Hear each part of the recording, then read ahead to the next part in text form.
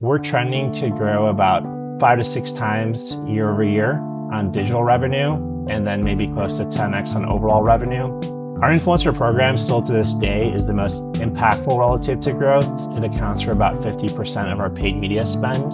There are going to be diminishing returns as you use these auto campaigns that don't have as much exclusions as more hands-on campaigns. Over time, your rolling reach hits a plateau and you aren't going to get those incremental sales. One of the biggest insights that we made when I joined was we were overspending on Amazon ads and we were undervaluing the correlation between our meta spend to Amazon performance. We're not necessarily renovating the playbook here, but we're building off of a great foundation, which is the strong product and the strong brand.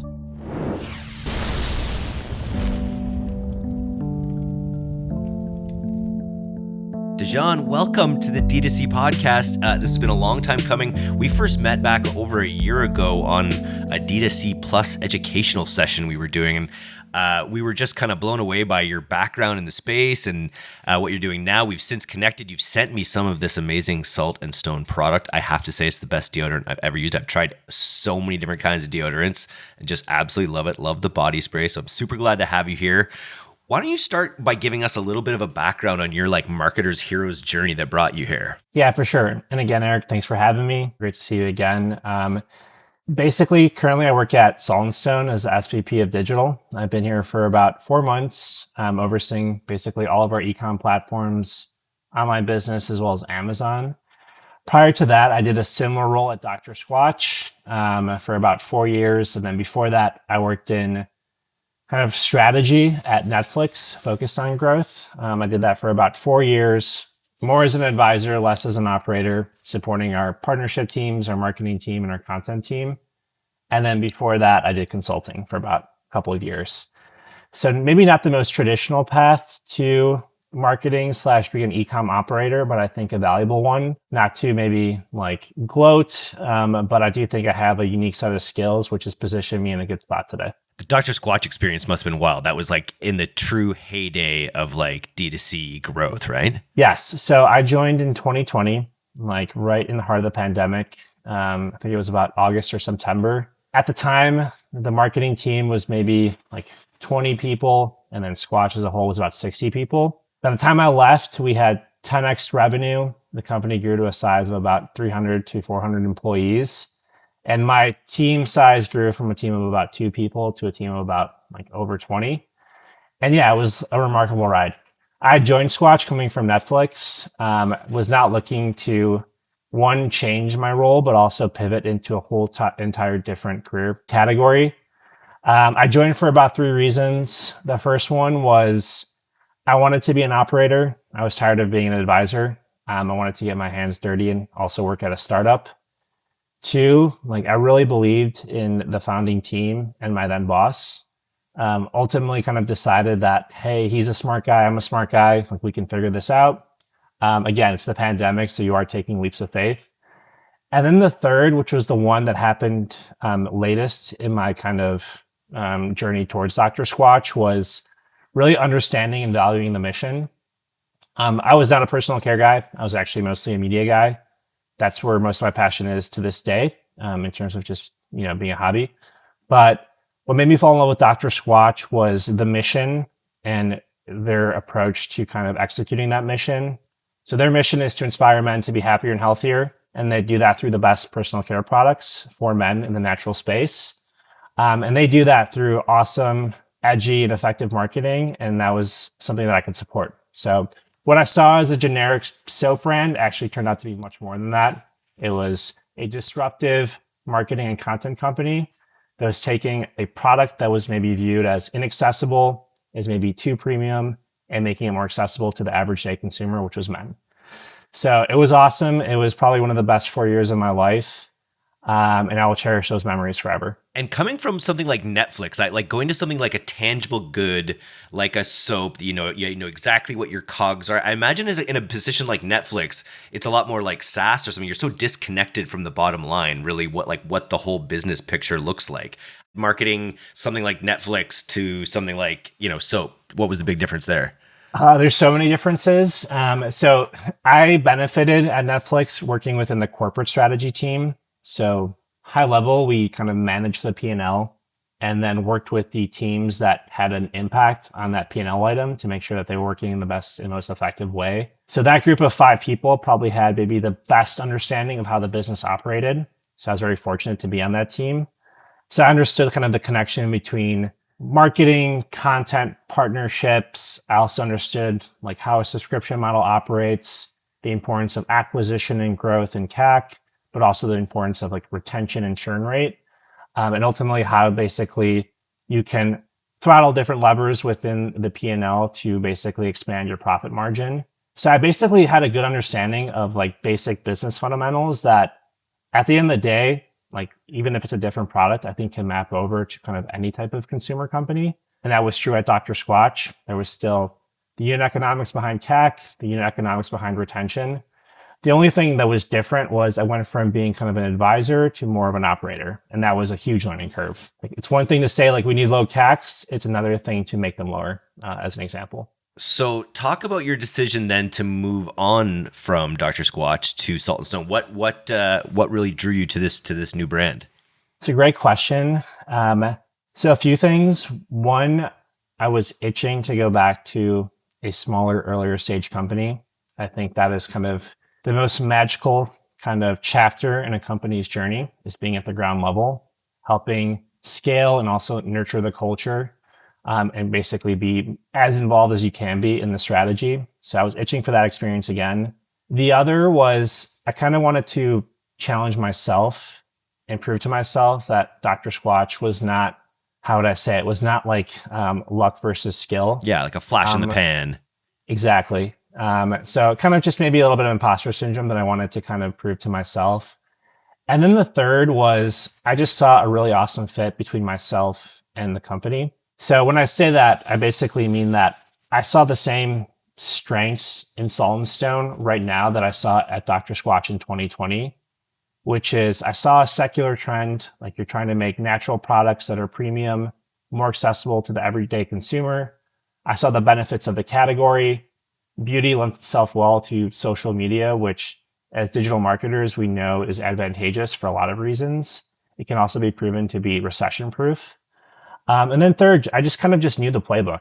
I kind of knew what Salt and Stone needed to do to get from 1 to 2 because I had done that in collaboration with my team at Dr. Squatch. One final thing, I fell in love with the founder of Salt and Stone. He was someone that I believed in. And I think it's very important to anyone who's looking to join a startup. I would filter on that first, is how much do you believe in the founder and their vision, and really assess that you can work with them in the most collaborative way. And I kind of filtered on that, and our founder Nima has been awesome to work with, and it's been a really awesome journey. Like 4 months feels like 4 years here, and it's been really exciting to just be a part of the growth. So I don't think you're gonna get your hunch clarified really, because it sounds like Salt and Stone is taking off in a similar way that Dr. Squatch did, right? Like, so it's like it could be you, it could be these. You're just really good at picking the brands, but like, congrats, because I think Salt and Stone. Like, tell me a little bit about the trajectory at Salt and Stone. For sure. So without getting into specifics, we're trending to grow about anywhere from 5 to 6 times year over year on digital revenue, and then maybe close to 10x on overall revenue as we've expanded into wholesale. Since I've joined, we've grown about like 5x our run rate, both on D2C as well as Amazon. And honestly, like we haven't done anything that's super sophisticated or super innovative relative to other brands. I think where I benefit is our founder has done the hardest part, which is he's nailed the branding and he's nailed the product. Like, as you know, like you've trialed the product, is an awesome experience. It is a luxurious experience.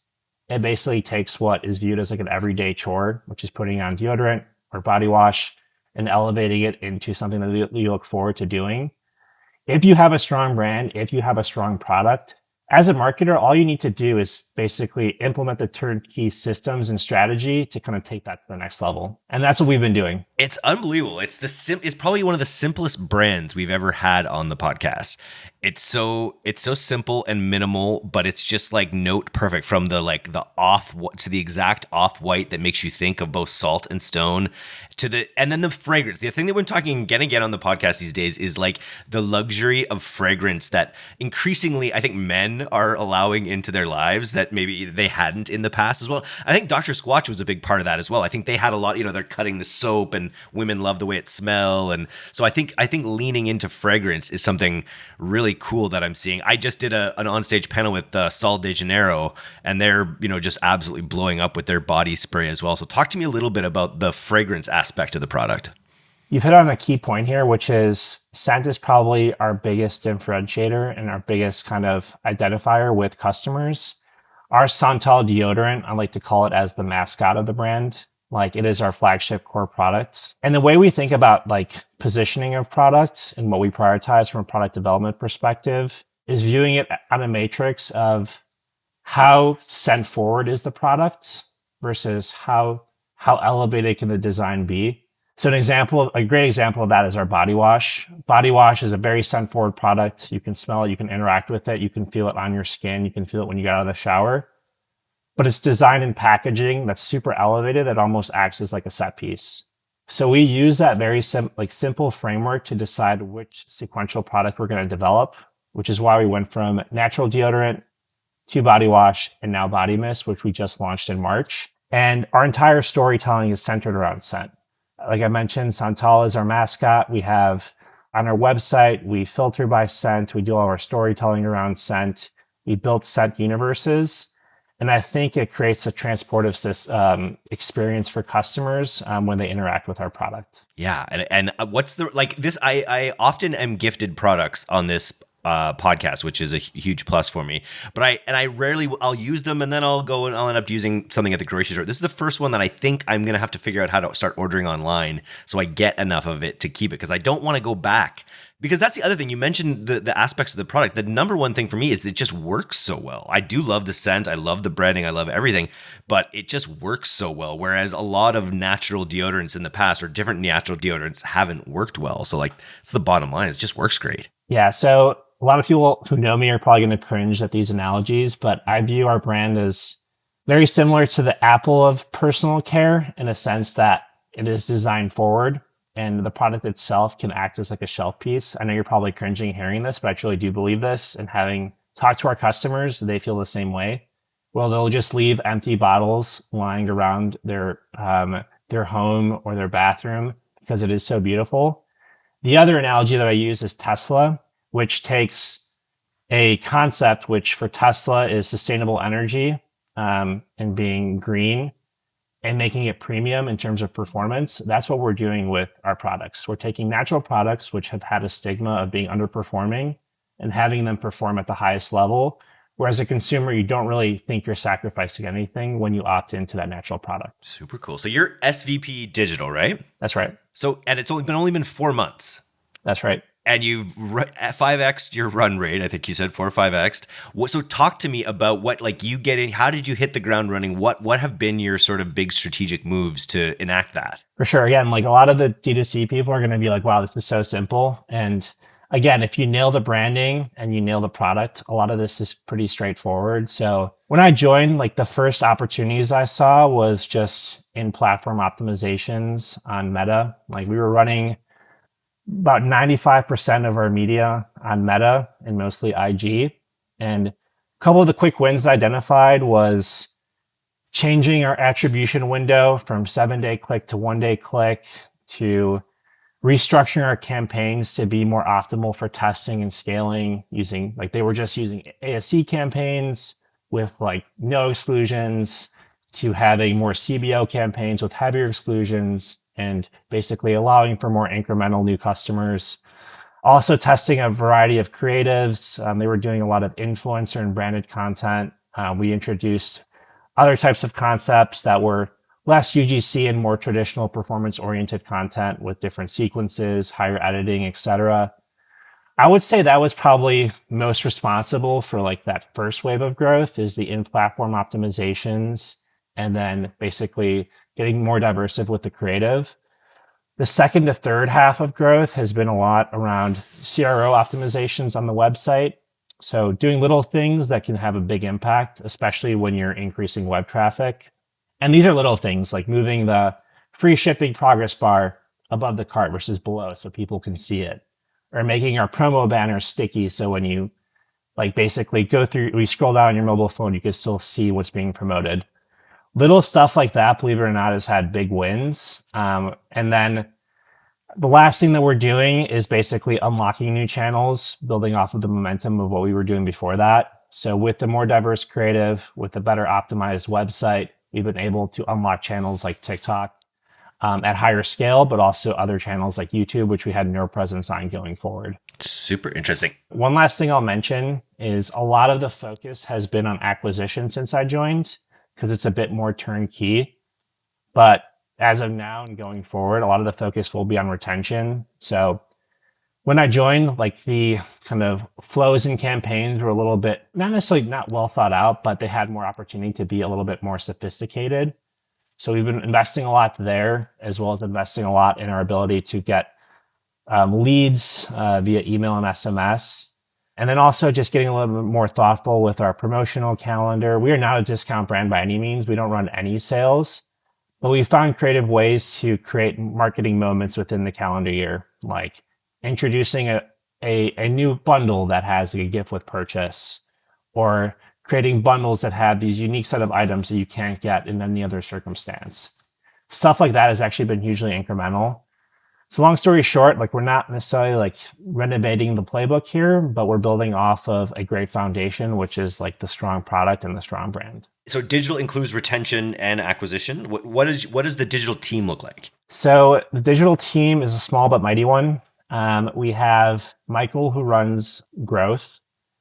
He is basically a paid media manager that oversees our buying agency as well as our creative agency. We have our influencer team that is led by Jenna. It's a team of about like 4 people that manage our influencer program. Our influencer program still to this day is the most impactful relative to growth. It accounts for about 50% of our paid media spend. And we run anywhere from 14 to 16 influencers per month. And if anyone has heard of Salt and Stone, they probably have seen it through an influencer ad. We have a retention team that we're investing in. A lot of that was outsourced. We're kind of bringing that in-house. And they also kind of function as our integrated marketing team. And then we have a freelancer managing Amazon. And then we have a couple of freelancers managing web and dev. And that's the digital team in its entirety. So a small but mighty team responsible for a lot of top line performance. And I'm very proud of that group. So influencers, let's drill in on that. Describe your influencer strategy. Are you working with mid or micro influencers? Are you whitelisting? What does your influencer strategy look like? Sure, it's a great question. So we work with influencers at a broad spectrum of scale, but it's more of a bell curve where a majority of them fall between like 200 to 500,000 followers. We just find that they're the most effective in terms of how authentic and how energetic they are with the ads, as well as like how big their audience is.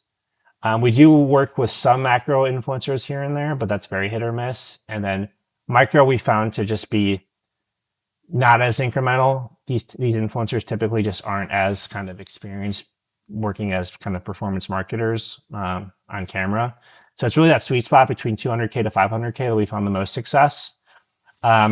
We use influencers in 2 ways. We use them as affiliates, where they basically run on their own organic channel with like an affiliate code. And we notice that does bring a lot of kind of traction to the brand. But the biggest impact happens on the whitelisting side.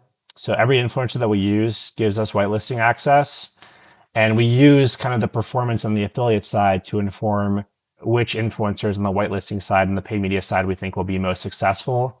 And we structure our campaigns in that fashion where we can prioritize spend towards those influencers that we think are going to be most successful based off of that affiliate data. You mentioned your first point that you mentioned about the changes that you made in there is sort of just savvying up the media buying to the point where because this is something I've been talking about with the Pilot House team across Google and Amazon and Meta, is if you're not careful, you'll sacrifice new customers for milking the hell out of your old ones. That's what Facebook, if you just let it, if you just use ASC, if you just use if you're not segmenting things properly, Facebook will prioritize getting the lowest hanging fruit all the time versus actually kind of treating your funnel the way you need to. That I was going to ask just a bit, because I think there's probably a lot of media buyers out there who are using more of those auto controls and sacrificing the ability to really focus on bringing in new customers.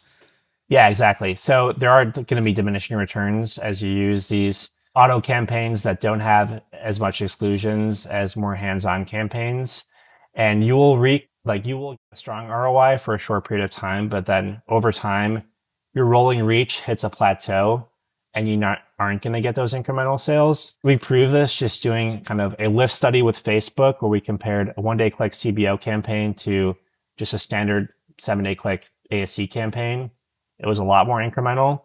We also did kind of a geo test where we kind of set up one targeting structure or one attribution structure in Canada versus the UK.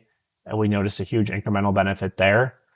Ultimately, to your point, I think this is kind of maybe the most thoughtful approach to managing a paid media account, especially at scale, is to ensure that you're getting the appropriate amount of new customers at the appropriate level of frequency. Because over time, you're going to kind of churn through that pool of people and basically hit a rut where your CACs inflate higher than you could expect. How do you view, another thing we're talking a lot about is sort of segmenting your funnel. And I know you're omni-channel. How do you think about, or Shireen Obert, who's launching a podcast soon with us, coined the term the tornado rather than a funnel because it's a lot more chaotic and you're bringing people in and out of it at different points, which I thought was a good metaphor. But how do you think about the top to bottom funnel with Sand and Stone? Are you doing specific top of funnel activities? Do you have different messaging at different points in the funnel? We do. So the way our funnel is structured is a lot of our influencer content is top of funnel. Really talking about the brand, but also the value props of the product. So I would say it's an equal mix of both. I love Salt and Stone. Here's the proof points for why it's such a great brand. I've heard about this deodorant everywhere. It's #1 seller on Amazon, X, Y, and Z. Here's the product I'm using. It smells great. As you go down the funnel, you get more and more aggressive with the value props. And our middle funnel is more of that traditional performance marketing type of content, a lot of different sequences, a lot of product shots, etc. And then the bottom of the funnel is typically our branded content, or it's like a branded still showing the product with all the value props on paper written out for you to just click through and buy. I think from a very simplified, high level kind of framing, that is kind of the way our funnel is structured. When I was talking with Sol de Janeiro, they were talking about how much their branding has come to this body mist and this and I think the way that they use the body mist or something, the way that they have their influencers use the body mist is this really emotive thing that's worked really well for them. What has the mist done to your business? Has it opened up different categories, or how has the mist gone? The mist right now is our third best-selling product, and it's been almost entirely incremental. I should mention that before I'm taking all the credit for the growth. I say that jokingly. We did launch Body Mist in March, which was another just kind of tailwind to work off of. But it's been really incremental, both in terms of just elevating AOV, but also just acquiring new customers. It is a very acquisitive product. And the reason why is to the point that you're making, which is there's a lot of effective ways to visualize the product in ads.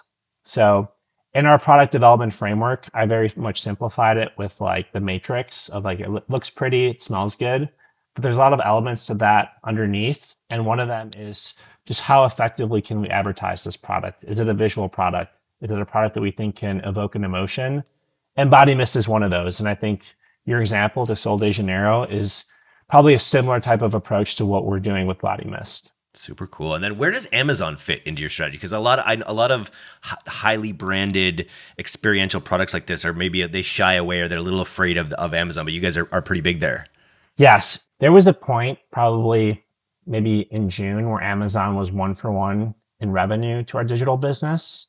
So the strategy with Amazon is basically kind of mirroring the strategy of D2C, which is something that we're kind of debating internally. But basically every SKU available on D2C is available on Amazon, with the exception of one product, which I forgot to mention. I probably should go back to that in terms of growth.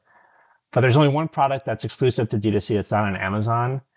And what we've noticed with our Amazon strategy is don't limit the SKUs and make it as accessible as it can be to purchase. And also don't undervalue off-channel spend to Amazon performance.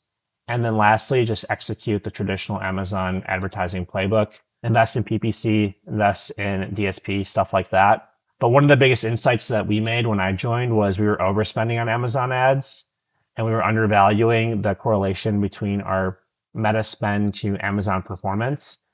And that was huge. Just scaling back PPC spend, investing more in Meta.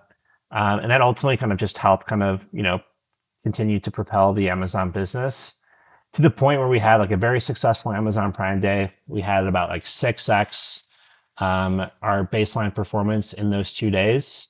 And then just this past week, we became the #1 deodorant bestseller on all of Amazon, beating out our competition that's basically half the price. So I think a lot of the success on Amazon is just kind of the success of our marketing strategy and the success of our digital experience. And Amazon is just capturing the consumer that just prefers to shop there. But if you don't mind, I actually want to go back to one important thing that I left out, which is, and this might be maybe most useful to advertisers out there, is one of the things that we identified as an opportunity was to leverage our mini discovery set as a hero product and as the core intro product.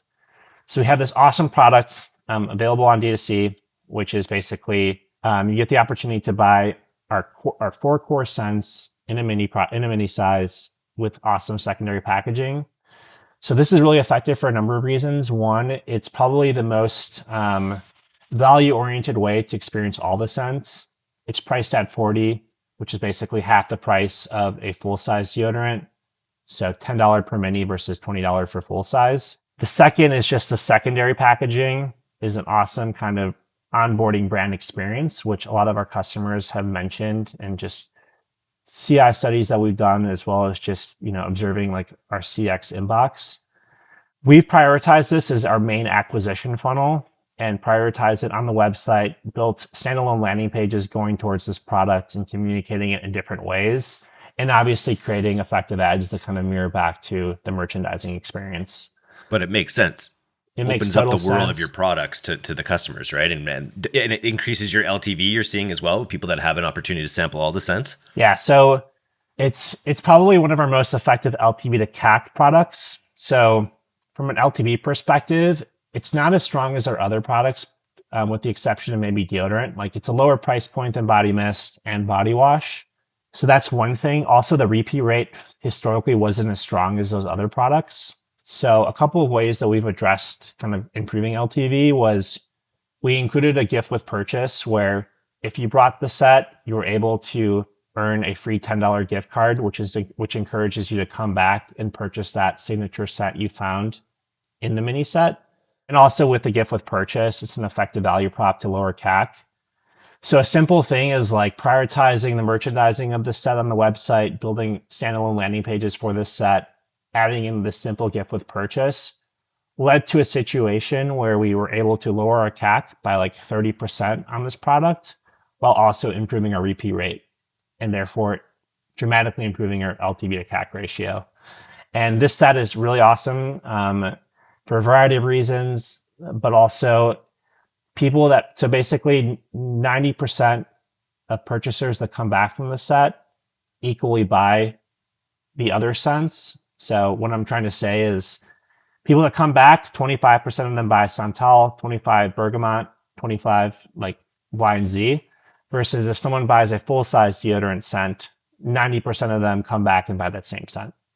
So it allows for broader scent diversification, if you will, for people that purchase it, which is important to us. And sometimes you want to smell different at different times of the day. So it's not bad. It's not a bad move. You might have something more sporty. Are they all unisex as well? Yes. So Salt & Stone is a unisex brand. All the scents are unisex. I will say a majority of our purchasers are women. They've just better identified with the product and the brand up until this point. But we are seeing our male kind of total addressable market grow since I've been here. Just investing in more creative, going towards men. We'll see where that goes from here, but we're really satisfied with our core customer base and we want to continue to invest in them. Well, I'll be a spokesman for the male side of the brand because I feel it's really, especially the Bergamo or the one that you sent me is just fantastic. So if people want to find this product, I think they might, and follow your journey. So first of all, it's saltandstone.com, right? That's right. And where do you want people to follow your journey? Well, first, I encourage you to go Salt & Stone and check out our products, I really encourage you to buy the mini discovery set. I think that is probably the best first touch point in terms of an introductory to the brand. In terms of me, Dejan, you can probably just follow me on LinkedIn, and you can just reach out if you have any questions or just want to make a connection. I really appreciate you having me today, Eric. I'm a really big fan of the podcast. You have so many talented people on here. I'm glad I get to participate and give back. And yeah, just thanks for making the time today. Anytime, man. This is great. We'll have to check back in, and I will let you know. And if you want to be deodorant bros, go buy that sample pack. I'm going to go right now and buy it as well, and then message me. We can all talk about how great we smell. Or if you come to my event, September 18th and 19th in Victoria, British Columbia, we can have a deodorant off. I know you can't make it, Dejan. I wanted to invite you. I know you're unable to make it. Maybe to the next one. Yeah, for sure.